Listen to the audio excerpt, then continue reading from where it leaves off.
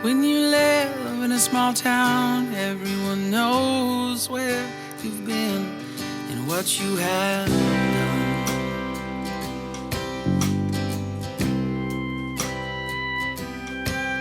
I've been trying to leave this old town since I... Welcome back. Thanks for joining us. I'm Zeta. And I'm Kelly, and you're listening to Two Sides and the Truth.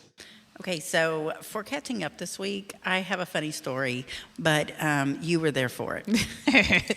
So there are lots of funny stories. So we recorded the last episode while we were at the cabin. So this is as we left the cabin. So we leave, because that's the last time we recorded. I'm messing with my thing because Kelly, we had to reset up our equipment, and she got the limp dick. I got the limp dick mic. The limp dick. You know what? They have names. We're going to name this one Sam. Oh, they're both Sam. This is Roman. I don't know why. He's my Roman This Empire. is Sam and that's son. Oh, there you go. I told her that I would take the limp dick mic and she could have the young stud for once. I know. He's all upright, ready to go.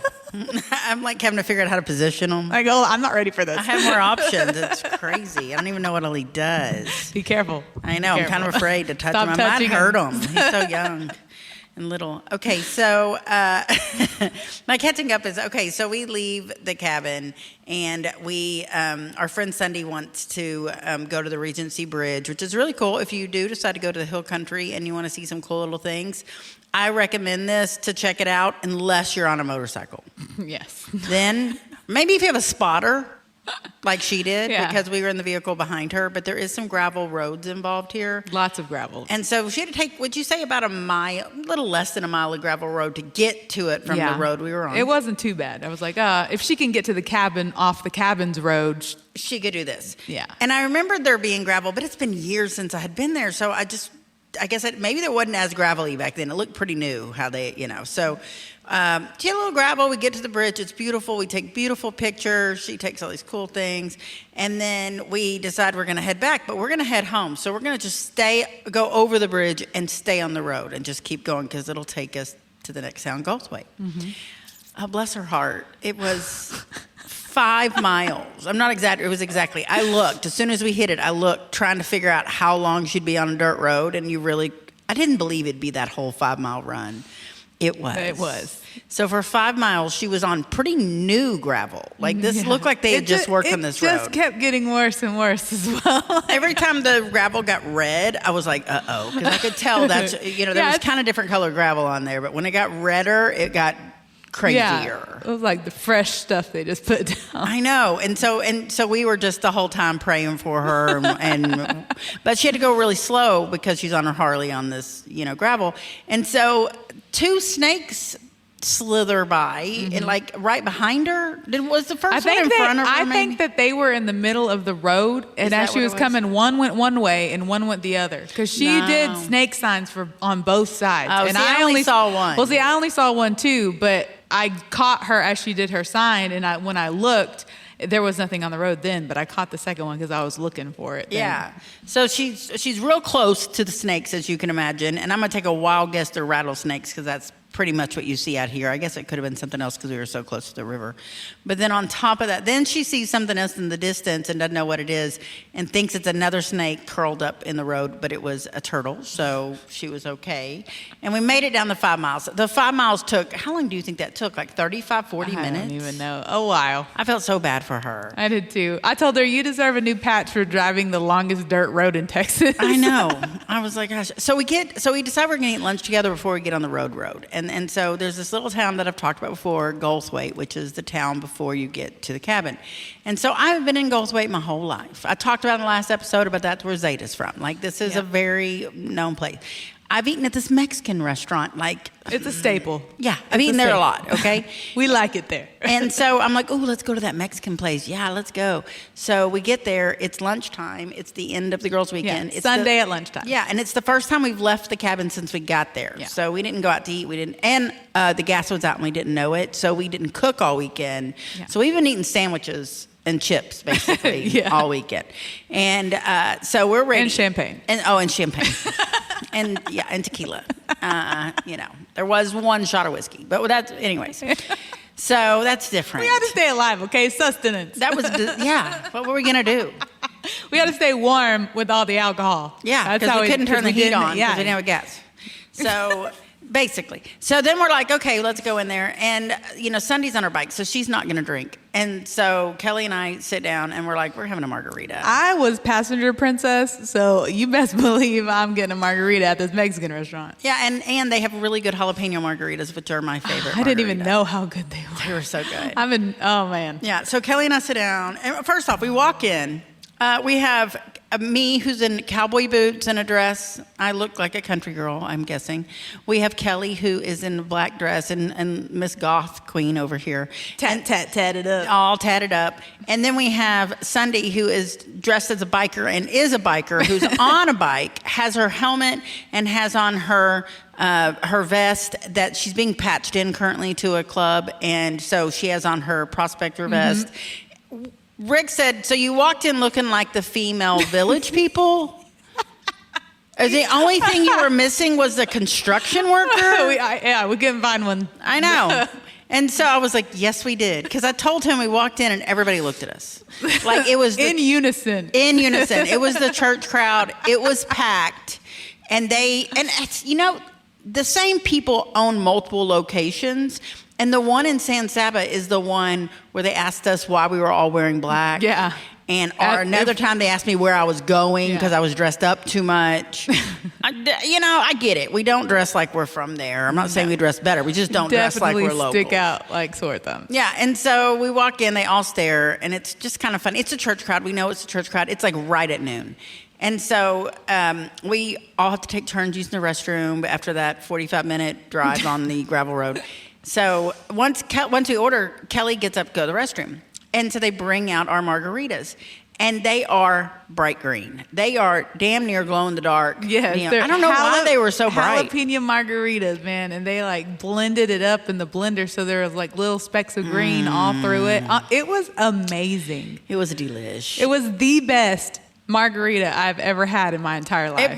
It was pretty damn It good. is At the this best. tiny ass little town in the hill country that are shocked by women village people. And so I thought that was so funny when Rick said that. So then I'm like, so she's gone to the restroom and it's just Sunday and I'm sitting there and they bring out the margaritas. And I don't think anything of it because we have Sunday fun day all the time and we'll get a margarita. This is just another Sunday for us. Yeah, and I mean, I'm going to drive, but I'm having one margarita. I'm not like partying. Give me one margarita. Yeah, and I'm a thick girl. I can handle a margarita. Yeah. So, I can put this somewhere and you won't even know. Yeah. And I'm about to eat a bunch of Mexican food, So anyway, so they bring them out. Everybody, I thought they looked at us when we walked in. No. Our margaritas were the star of the show. And I don't think in a good way. I don't think The whole room looked at us. The whole room. I'm so glad I was in the bathroom And for they this. carry it over and they put Kelly's in front of her seat and they give me mine. And Sunday doesn't have one, so she looks sweet and innocent. And the table, we're sitting real close to all the people around us. Yeah. It's a pretty small dining area. Yeah. So literally the table next to us is 12 inches from us, damn near. You gotta high five them. Yeah, and so these people are older and they're sitting there enjoying their lunch. And immediately the lady in the table was like, "What is that? What is that?" And I was like, "Oh, it's a jalapeno margarita." She was like, "Is it good?" And I was like, "Yeah." She goes, "Is it hot?" I was like, "Yeah." And she was like, "And did they just like make that up for you?" And I was like, No, it's something they offer. Like these aren't. They have them everywhere. They do? Yeah. Wow. I've never, it looks good. I was like, it is very good. I highly recommend it. She's like, yeah, it looks good. But I look at their table. There's no alcohol on their table. So now I realize everyone's staring at us. So I start looking around the room. Nobody has alcohol on their table. No, they just all came from church. The place is packed. That's when you need it. They just left church. Unwind a little bit. Yeah, they're starting over on the week. They can drink again. They already, they were forgiven. So I thought it worked. So then I'm like, whatever. So then there's a table right behind where Kelly and Sunday are sitting, and they are like, they're facing me. Kelly and Sunday's backs are to them, and Kelly's not back yet. So they're hunters. They're all in their hunter gear, and they're older men. And one turns around to me, and he says, "You're not going to drink that and drive, are you?"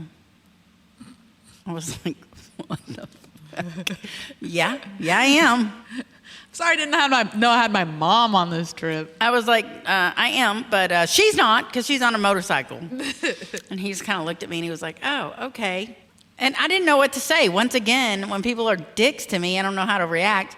So he turns around, and I don't want to cause a scene in this tiny town, So he turns around and does his thing. And so then this lady walks by and she's like, oh my God, those look good. So she wasn't being all judgy. But then this other guy he's checking out with another guy. And I can sense him looking at us, the whole time. And he's a man, maybe 5 years older than me. Hunter also, I believe. You're going to see a lot of hunters this time of year in that area. This is like hunter central. Yeah. And he beelines over to us. He pays for his food. He beelines over to us. He goes, what is that, ma'am? I said, it's a jalapeno margarita. He goes, they make that special for you? I said, well, they did make this one special for me. But Very special. It's on the menu. They offer it. I've had it here many times. They'll do times. it. If you ask them nicely. And That place has a really good margarita menu. Yeah. So I don't know why this is so shocking. And he was like, so this is a thing you can get anywhere? I'm like, most Mexican restaurants will make it. They just like muddle the jalapeno for you. They literally just add jalapeno. And so he was like, what? Is it good? Yeah. Is it hot? Yeah. I was like, I have never been questioned more anywhere I've ever gone for having a drink. I was like, I don't know if I should down another one just to piss him off. I don't know what's going on here. It was delicious. Stuck in Goldthwait. Yeah. And so anyway, we finished our margaritas. Nobody died. They lived. It was fine. But I just could not believe the reaction of the people. The whole town stood still, just like, oh my gosh. But Rick cracked me up he's always got the good one-liners. Yeah, he does. Women, village people. That's exactly the look we were going for. I mean, it is. We hit all of our looks. Like, okay, the one person who, so we took some videos. We did some social media stuff over this weekend. So if you follow us on social media, you'll be able to see everything that got posted. So if on Instagram, I run the Instagram, and it's Two Sides and the Truth. That's the Instagram handle. And that's actually where you're going to see the video, because I had a hard time getting it up on the Facebook. I wanted to go down to the river, and I wanted to get some shots of us all dancing around a fire. And so we made it happen. And we did. I have been begging these women to do pictures in white dresses, recreating the siren from "O Brother, Where Art Thou" for years. Yeah, it's been in the works. Erica was like, girl, you finally got someone to do it. It's been in the works for quite some time. I have talked about it for years. We finally executed it, and I think we did a dang good job. Yes, man. It was so much fun. But one of my favorite comments on that video said that it reminded them of Sandra Bullock in The Proposal when she's dancing around the fire and she's like, from the window to the wall. And I'm like, that's exactly what happened. It literally did, but the camera cut off. Kelly literally sang the song and we danced through its entirety. It was fun. It was great. It was exactly what we were going for. So thank you so much. I'm so glad that it came across exactly how it was supposed to. Yeah, both ways. Like, it's ridiculous, but it was fun. And who gets to dance around a fire with their best friends? I highly recommend. If you ever have the chance to dance around in the middle of a river, you should do around a fire, take that opportunity. Or make that opportunity for yourself, because that's what we did, and it was wonderful. Yeah, we got to check it off the bucket list. We're going to be doing it again in black, so look forward to that. Yeah, originally she was thinking in black, but she sent the video and they were in white, and I had already had these pictures in my head in white, and I went on that damn white dress buying spree. That's exactly what you were preparing for. I didn't even know it, but that's exactly what happened. I now own like 6 white dresses. Like 2 fit me. It's okay. It was I perfect. fluctuate. I absolutely loved it. It was so wonderful. But that's all I got for catching up for me, but what you got? We talked, one of my thoughts that we talked about last week on the podcast was the boudoir photo shoot that I was doing for myself, that I try to do. It's like my yearly thing, or like every 2 years. I don't know how long it was since the last time I went to the cabin, but I've started doing a shoot from at least getting a shot or two for just my own personal, practicing photography, practicing, the art of that, and the art of a boudoir photo shoot. Has always been a passion of mine. And so stepping out of my comfort zone and making it happen has been very freeing and very rewarding, and a lot of fun, actually, too. So I told y'all that I always have a picture that I have for me, and usually one that I will share on social media, but then I also have one that I keep and that I give to Dante. And so I went and got the picture printed out in a frame, and I gave it to him just the other night. I gave them to him the night that I came back, so the next day, and he loved it. So I bet he did. Can he put it on the wall? Is it child friendly? yeah, it is. It is. Okay. It's definitely PG-13. Okay. But it's still more than I would just give anybody. Right, yeah, You know, yeah. it's still very important to me. And so, yes, it can be viewed, but it's, I consider that a private thing Yeah. for me and him. And so, yes, he has actually on our bed in our bedroom, it's a big wooden bed and it has a flat top. And so like a mantle. Yeah. And so I have a picture that I drew him a pinup doll in a martini glass, which is me in a cartoon pinup form for Valentine's Day one I year. remember this. And it's in an antique frame, and he has that up there. And then he has a picture that I gave him last year printed out that is up there. And so that one, right now it's on his dresser because he's been admiring it, but Right. it will be moved up to all the other pictures. That's and that's going to be my mantle, my shrine. Very nice, very nice. It might be cool to do some in black and whites and stuff and put them in your dressing room. That's what I almost did that. Like bigger, like- Yeah, the one that I gave him, I was like, I would really like this as a big print in my dressing room. But then I was like, do I want to be that full of myself? But yeah, maybe. I don't know, but it's nothing wrong with some But I self-love. decided that's the next thing I'm going to do. The next shot that I do, I want it to be something that I'm going to get in a big picture and to use as an art piece. Yeah, So I love it. That's on the list next. I like it. Hey, Zeta, you know what time it is? What time is it, Kelly? It's time to pop the top. On the topic of the day. So that kind of leads us into our topic of the day, talking about my boudoir photo shoot, because what we're talking about today is body positivity and becoming invisible. So I'm going to let Zeta explain what we mean by becoming invisible. So I know a lot of the listeners know this. Some, it might be your first time to listen, so I'll remind y'all that I am 15 years older than Kelly. And being 15 years older than Kelly, I've been where she is right now, where she's in, I don't know if it's her prime, because I think you've probably been sitting in your prime for a while. But you know Been what I sitting mean? pretty for a you minute. have stages in your life where you're able to really take care of yourself and just things are coming together and you feel good and, everything's great. And then you might have stages where you have a health issue or you get just, life issues, whatever the case is, where you don't feel as good about yourself. And, you might look just as good. It just might be how you feel. Yeah. But what happens is when you hit your 40s-ish, it could be some people maybe a little earlier than they hit 40, some people a little later, whatever. But midlife, once you hit about midlife, as a woman, you kind of start feeling invisible. And the reason you feel invisible is you don't get the attention that you used to get. Mm-hmm. And from anyone, like you don't get told you're beautiful all the time, and you don't get stopped every time you get out of your car, and I know that might not happen to every woman, and it might happen to some women more than others because some people just put out an approachable, aura or whatever the case is. It doesn't always have to do with looks. Sometimes it just has to do with your presence. Mm-hmm. But as a woman who did have that most of her life, and then as I get older, I don't have it so much. And I think part of it is my aura is definitely I'm a taken woman. I try to make that known. You got your blinders on. I got my blinders on. I got my ring on. That's just what is going on. I got my knife on me. I got my gun, my.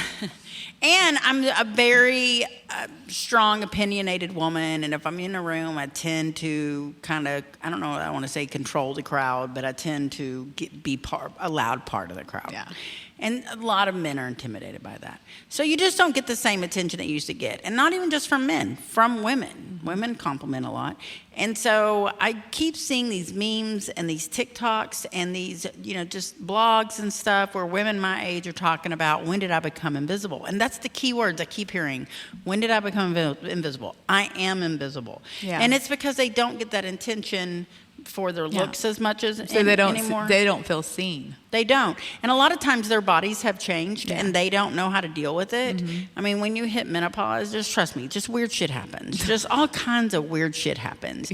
And, you know, you gain, you lose, you know, you'll get iron deficiencies and you'll be exhausted and you'll have bags under your eyes and it's just your hair texture and colors change. And There's so much to look there's so forward much to. weird shit. You get new hair in weird places. You know, it's just weird. And so as that happens, it's not always that you change visibly as much to other people on the outside. Like they might not always notice it, but you're going to notice it, which affects your self-esteem, which affects how you carry yourself, which affects how you dress yourself. And I really, you know, when I kept reading that, I kept thinking, I go through that too. I definitely sometimes feel invisible when it comes to that. You know, how can I combat that? You know, since having menopause, you know, they've put me on and off birth control. They've done everything they can do to try to figure out my hormone situation since menopause. And all it's done is put weight on me. Like, that's about the only thing. That's the only thing y'all figured out how to do is put weight on a woman. Yeah, and so, you know, that is what it is. That's the battle that I'm currently fighting. I don't overthink it. You know, I know how I'm eating, and, you know, it's really more about my hormones are out of whack right now, and it's just going to take a little time, and we're going to find the right combination. But I have to continue to dress myself the way that makes me feel good.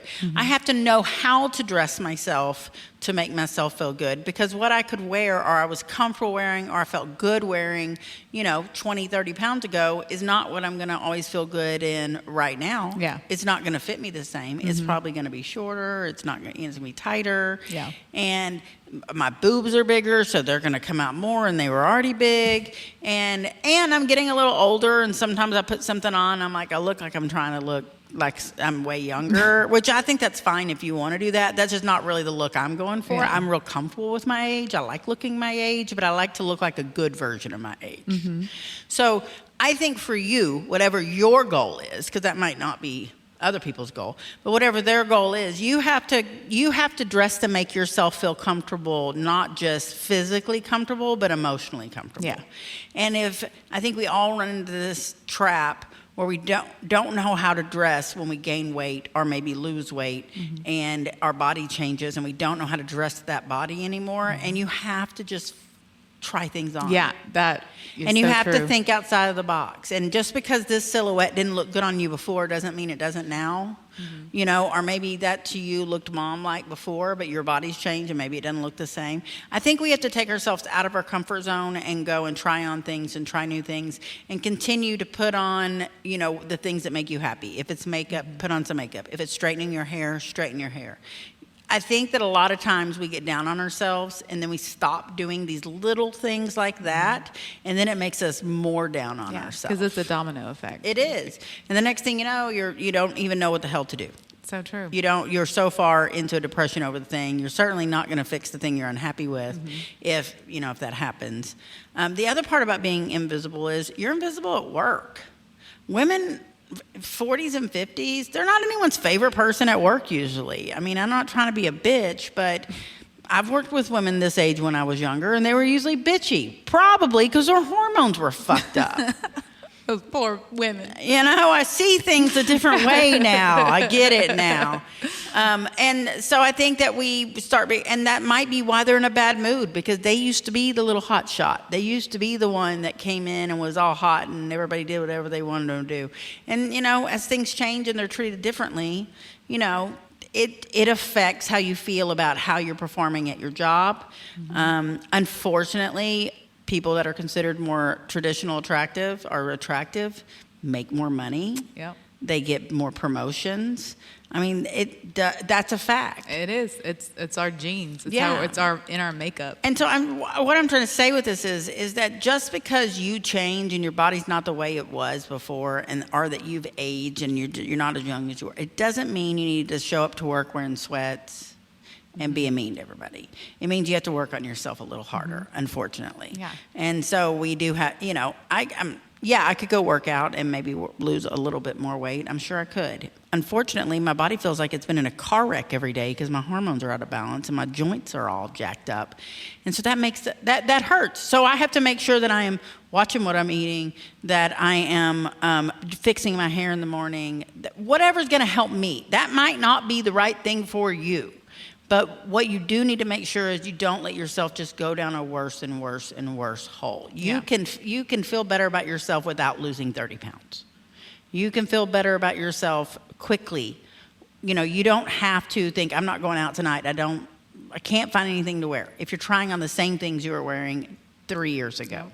Because, you know, things evolve. Things change. Yeah, you're always changing. But can you imagine if you stuck to the same style jeans for 40 years? I mean, they would come back in style a couple of times. But maybe try to throw something else in there as well. I'm just saying, sometimes we get so comfortable that we refuse to think outside that box, and it just puts us in a smaller box. Like our boxes keep shrinking and shrinking. And it's almost like you're making yourself invisible. Yeah. You're so worried that you're invisible that you're making yourself more invisible, almost like you want to hide. Mm-hmm. And I think that is a disservice to yourself. I think that we need, as women, we need to be more just aware of our mental health when it comes to that. Yep. What other people think about me and my weight or my age or my hair or whatever it is not my business. I don't care. What I care about is how I feel about myself. And that's the only thing that I can work on is how I feel about myself. I can't make other people like me or find me attractive or approve of my size or whatever the case is. Like I have one person in my life that has no concept of like thought. Like they will say the dumbest shit and not mean it mean, but it's fucking mean. And they'll say shit and it'll have to do with your looks. And I know this person doesn't mean it mean. They literally just they weren't raised any better, you know? And so I think I can't allow other people to make me feel bad when somebody else just wasn't raised right. Yep. And so I have to, and it's not my job to raise them. I don't even have to correct them. Nope. I just have to know that it's not my fault. They had shitty parents. I know. I'm sorry your parents sucked ass, but that's not my body's problem. Right? I'm so sorry for your loss, but I'm good. Yeah. So really, I mean, I just think that the best thing that people can do is to work on their own eternal struggles to figure out why they feel invisible. Stop worrying about how come you're invisible to other people from their perspective, and worry about your own perspective of why you're feeling invisible. Yeah. And you know, it doesn't have to be about changing yourself. It can just literally be about believing in yourself. Yeah. You got to tap into your main character energy to figure out what works for me, makes me happy, what gets me going, and do that to start taking those steps. One of the things I did was literally I started playing dress up. I was told to do it, and it has helped me insurmountably. It's fed into my clothing addiction, but we'll talk about that later. But actually planning out my outfits that I'm going to wear, going into my dressing room and playing dress up, putting things together, just start building an outfit, go with some layers. I give myself things that I have to try to do to push myself out of my comfort zone, to evolve my style, to fit my body, especially because my body has been changing. I have been losing weight. I have been, trying to be healthier and happier. And I very much get stuck in kind of a body dysmorphia where I don't even know what my body looks like because in my mind, it's just a certain way and nothing ever really changes. And I go to my wardrobe and I put something on and it doesn't fit anymore. And that's a great feeling, but that does not mean that is going to help me mentally. Because sometimes that thought of something not fitting me, it doesn't matter if it's too big or if it's too small, it still didn't fit my body. So a lot of people are like, oh, this fits loose on me, or I don't fit into these jeans anymore. And that's a great feeling, but it can be just as just as hard on your Right. mental health. Yeah, especially if you have a body dysmorphia. And so history. I've had to continue to step up, like going through my wardrobe, trying the things that I have on, seeing how they fit me. Do I still want to keep it or get rid of it? That way I'm not reaching for it again and putting it back on and it still doesn't fit and we still have a problem of some way. So I don't have things that don't fit me because they're too small, and I don't have things that don't fit me because they're too big.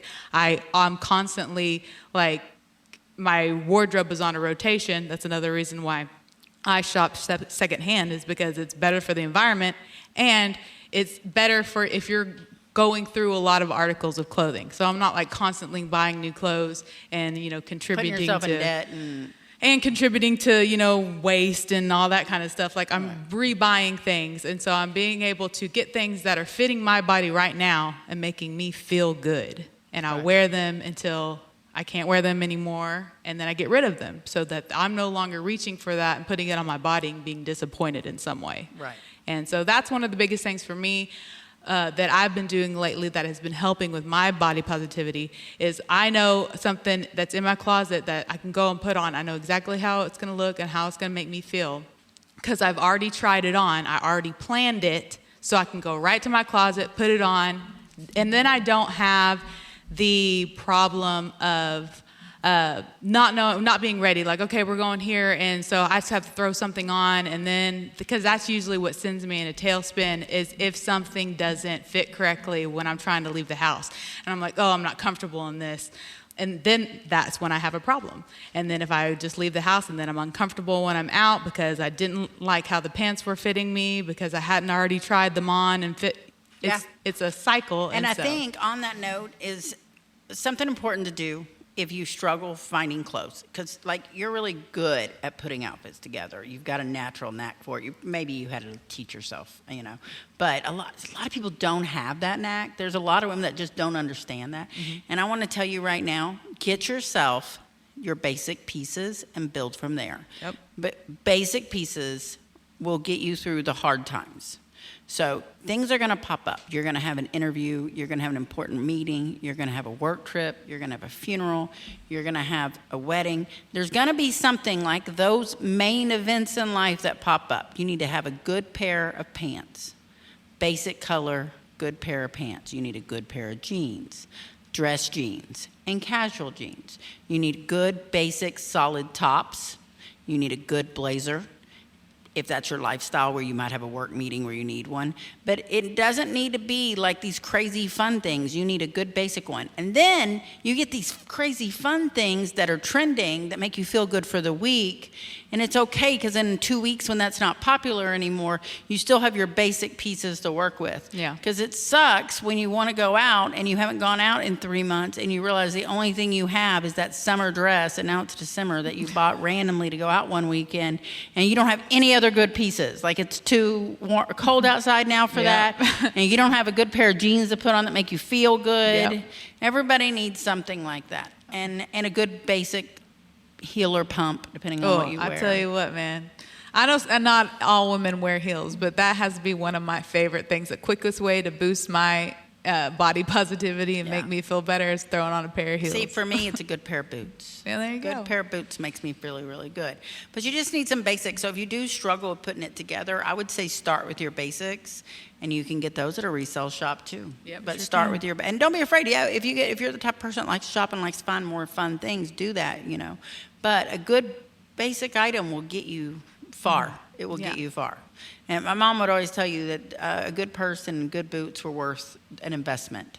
But with that, good basic pieces are worth a good investment as well. So, but your body changes, so not as much as you're going to spend on boots and purses. That's very true. But with body positivity, I think with body positivity, it's not always about even the clothes. It's about what you're telling yourself about yourself. Mm-hmm. And like you mentioned, the dysphoria, where it doesn't matter how good you look, you're looking at yourself and it's changed and it's different. I know, like, I lost a ton of weight, 8-9 years ago. I got into my high school size. I don't know how I did it. I wasn't even trying. It just happened. I mean, I do that. I will do that. I fluctuate. And so I got down to this smaller weight.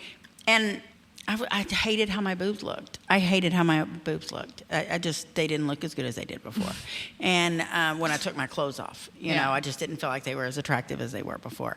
And my body was looking good, okay, really good. My boobs looked just fine. It was in my, you got to find something wrong with yourself. And that was what I found wrong with myself. And honestly, when I started gaining weight back, it was because I was trying to get more boobs back. I purposely gained some weight back because I was losing my titties.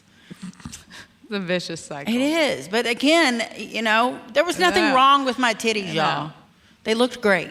I promise. Rick loved them. But in my head, it's a different story. Yeah, you know? that's always the kicker. Is what's going on up there and you're thinking. And so I think that it has to do with, like you said, getting dressed up is looking at yourself in the mirror when you're dressed up and recognizing that you look nice. You can look beautiful even if you don't look like you did when you were 20. And I think every girl has this thing in their head where you picture yourself young and you see young women and you're like, oh man, I used to look like that and I used to do that. And we did. Great. That's awesome. But you know what you are now? You're in a new stage now. Now you know more. Mm-hmm. Now you've experienced more. Now you've taken those trips. You've got knowledge. You do. And it's just a different kind of beauty. And it really is. And it's okay. It would look weird as shit if at 49 years old I looked like I was 25. The only way that's happening is with a lot of fucking Botox and shit getting suctioned out of me. I want to look like me. Yep. Now, if that makes you happy, you can do that. You can do whatever makes you happy, but you cannot compare yourself to young you and think that that is your goal. No. Your goal needs to be the best current you. Yeah, you can think back on old you, younger you, with loving thoughts and think about all the wonderful things and reminisce, but it should never be a comparison to who you are now, because you needed you then to be who you are now, and you wouldn't be here now if you were still there. Like, we have to go forward. We have to get older. It is a beautiful thing to, continue life, and for it not to stop or freeze or be cut off. So if I had the choice of, okay, I could live young, forever, or I could live out my entire life, I would want to live my whole life. I would want to see all of my stages and all of the lines that I get and all of the gray hairs. I would want to see how it looks as I changed. I wouldn't want to be frozen in time. No. I can't wait to see old Zeta. She made it. Right? I can't wait to sit on my back porch yelling at little kids trying to cross through my yard. Right. It's funny because drinking sangria. I colored my hair 2 years ago. I put some blonde in it. I started getting a little bit of gray, not much. And really Erica was like, girl, let me fix that. And I never color my hair. I was like, you know what, I'll do it. Let's do it. Let's see it. And I did like it. I really did like it. Do I like it enough to keep doing it? No. I like the idea of the gray. Honestly, if I could go full gray just overnight, just a full head of gray, pretty. and keep it So long, pretty, it'd be so pretty. Unfortunately, it's that getting to stage. But I've got little sprinkles of them. I have no problem with those sprinkles. I like it. I do not have a problem. The only time I have a problem with them is they come out looking wiry, and I'm like, what the fuck's that? Why happened are you to you? I don't know. Do you not see the other bitches over there? They're laying down straight. What is your problem? There is a uniform at this job. I Did will you not get the pluck memo? your ass. I don't care what color you are. You're going. You're gone. I don't care if you're blonde. You're gone. If you're coming out looking like a pubic hair. It happens sometimes. Not your place. No. And you know what? Get yourself a young friend, y'all. If you want to feel better about yourself, I know some people it might backfire because they're like, oh, she gets attention, she's so pretty, and da-da-da-da-da. But I think also keeps you young, keeps you on your toes. I know when you first started hanging out with a group, there were one or two people that liked you a lot, but were like not used to them not being the one that gets the attention in the group. And like from men or just in general when you go out in public, especially it doesn't help when you have a lot of very tattooed friends. Yeah. Like all my friends get a lot of attention because they're all loud pretty much. You're not, but the rest of them, they're all loud. They're all heavily tattooed. Most can sing or do some kind of special thing. You know what I mean? We all have some kind of talent or another. That's true. We're a very entertaining bunch. Yes, we're attention grabbers Yes. by nature on accident, many of us. And so all of us are used to a lot of attention. And then now we're 15 years older than you, and you're in the mix, and obviously you're going to get a different kind of attention. You're getting the attention we used to get. And, one or two of them had to adjust to it. Yeah. And they like, get this bitch out of here. Like, they recognized it Can was you them. go to the restroom for a little while or Right. something, please? Can you just show up ugly? Can you put a moo-moo on? Come on. Hey, I did once. I know, I got her in a movie, y'all. She still looked fucking amazing, asshole. But, the point is that, you just can't live in the past, and it's really hard, and I know. I post pictures, I'm bigger than I normally am. Definitely, this might be the biggest I've ever been. I don't know. I don't really get into that. But, it is what it is. This is what I look like. And if I'm hiding from the camera, then I'm doing myself a disservice, because 20 years from now, I'll still be happy with how I looked right now. Right. And, my kids will want to see pictures of how they remember their mom when she was 49 and 50. Yep. If I'm hiding from the camera, then we could lose a whole, 4 years because I hid from the camera because I didn't like my weight as much. What the heck? My kids won't have that. Right. Like, I've brought this up many times, but I have so few pictures of my mom and I together, and it was me hiding from the camera because I kept having children and my body kept changing and I wasn't used to it and I didn't know what to do with it. And, my mom was kind of hard about weight gain and stuff, and she didn't like that. She wasn't a big fan. And so it made me insecure. Yeah. And so there's hardly any pictures of me holding my babies, particularly the older two. And there's hardly, because, I just had a kid. Don't want anyone to see what I look like. Yeah. And there's even less pictures of me and my mom. Like, hardly any in my adult life. And I was there. I was hiding. And Hiding in the other room. And so Where then you she at, Zeta? died, and I'm like, why are there no pictures of me with mom? It's my own fault. It was me hiding from the camera. And so I just hate to think that other women are doing that. And I also hate to see when only pictures they post are the ones where they have filtered the shit out of themselves. Yeah. Because these women are beautiful and don't need to do that. Yeah. And if you want to do it every once in a while, whatever makes you feel good or whatever, but leave some for the kids to remember what you actually look like. I do not like filters. I do not like I'm not a filters. fan either, and I get a little offended. I've told you this before. One time you and I took a picture with somebody, and they filtered me so bad that all I was like, it looked like I had mascara around eyeliner. I don't wear eyeliner. That was the filter. And my face looked unbelievably good. And not in a good way, but like unbelievably. Yeah. Like as in you really would not believe yeah. it, And I remember years ago, whenever I first got on Facebook, and this is probably 15 years ago, and I took a picture in my kitchen, no filter. I don't think filters really existed. Yeah. They did. They were a new thing. You know me on my phone. I don't know how to use this shit. Still. And I posted this picture, and the first thing somebody said was, "Ooh, you use a filter?" No, bitch. That's what I look like. I don't know. That's my face. I don't mind filters that change like the colors and stuff like that, but I do not like any technology that changes the shape of my face. Right. I do not want it to blur anything. Right. I do not want it to. I don't want to thin me I don't out, want it none to of make that. my nose smaller. I don't want it to physically change my face. Now, if it's making it black and white, or if it's making it a crazy color, or if it's the lighting, I don't mind that. But I don't like anything that when it recognizes your face, it uses the face technology. Oh, this is your face, and let me change it. Like, no, why are you doing shit to my face? I didn't ask you to do that. And I always think to myself, what message are mothers sending their daughters and their sons when every picture of them is highly filtered? I always think, what if your kid looks just like you? Right. What are they going to think? Yeah. And Like, I don't need to. I Yeah. shouldn't like this about myself. And I'm not, to each their own. You can do whatever you want to do. But this all goes into body positivity. It does. Okay? It's really, if you're doing It that in affects every you. picture, then you've definitely got some kind of self-esteem issue going on that you need to work on. I don't mean that judgmentally. We all go through it. Yeah, I'm here for you. Yeah. For real. Like, go try on some clothes and stand in front of the mirror, okay? You don't have to use that filter. You don't have to do that, So We love you. that was my point. You're not invisible. You're just putting yourself in a tiny little box. Get out of that box. Yeah. Just bust through it. Bust out.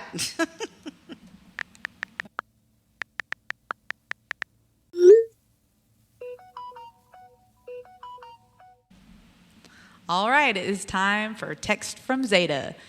I like this part of the show because I get answers to questions that I don't ask during the week. So every week, Zeta sends me messages that are usually just like 1 or 2 words. It's a topic, and I know that that's something that she wants to discuss. So the only one that I have for this week that I have not gotten an answer to is ZZ Top Nationwide.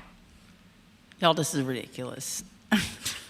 Tell me all about it. I always think I need to talk about this and then I forget about it, and so that's why the other day I was like, I gotta text this to her. So, you know, my family, we all have weird names. Rick, not so much. He's Rick. He's named after his dad. Okay. Rick's dad did not, in fact, want to name him Rick. Oh, really? Yeah, he wanted to name him after a ZZ Top song. Really? Yeah. Nationwide is the name of the song. He wanted to name Rick Nationwide. You're kidding. Not after a character in the song. The name of the name song. of the song. Rick was almost named Wow. Nationwide. God, what do you think After that a he ZZ would Top song. have gone by if that were his Nate. name? I guess.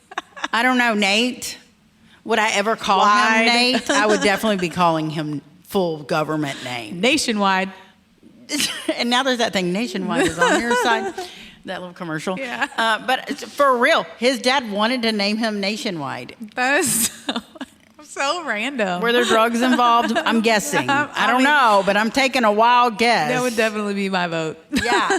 And I was like, what the hell? And yeah, he was literally almost named it. Like it was an option on the table. Wow. Can you imagine if it was Zeta and Nationwide? What's your husband's name? Nationwide. What's your wife's name? Zeta. Y'all are full of shit. Oh my Y'all gosh. are full of shit. Who are y'all's parents? Yeah, yeah. So I can tell you right now, if he ever has a grandson, I'm calling that motherfucker Nationwide. There's no doubt. I'm going to be like, come here, Nationwide Junior. Come here, little Nationwide the second. Little NJ. Yeah. No, it'd be NW, wouldn't it? Well, Nationwide Oh, Junior. Oh, yeah. That's what I was doing there. Oh, okay, yeah. Bless his heart, man. Bless his heart. I'm glad his mom stepped in right there. Yeah. That was one She time did I'm gonna agree on her She did him a choices. favor She there. did. Even though his name is Rick Jr., like that's on his no middle name. It's Ricky Jr. Okay, Ricky Jr. That's his name on his birth certificate. No middle name. His dad is Ricardo. See, I love that. How are you a junior if your dad's name's Ricardo and your name's Ricky? Right? His dad went by Ricky. You know, So, but what? That doesn't make any sense to me. And I tease him about it endlessly. And I don't know that he appreciates it. that's okay. But it's funny to I me. appreciate hearing about it. It's funny to me. Well, that's all for today. Thank you for joining us. Maybe come back next week and bring a friend. Yeah. And remember, there's always 3 sides to every story. 2 sides and the truth. Bye. Bye, y'all.